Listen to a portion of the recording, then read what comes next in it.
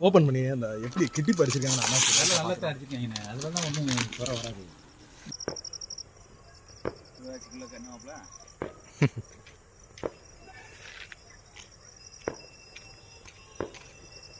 கொஞ்சம் பின்னாடி அது வீட்டுக்கு தலை